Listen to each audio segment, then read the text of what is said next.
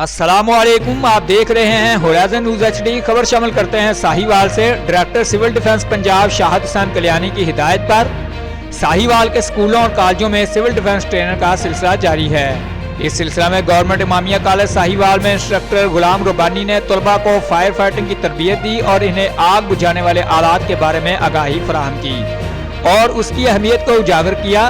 ये बात civil defence officer Fariha Jafar ने एक प्रेस रिलीज में बताई।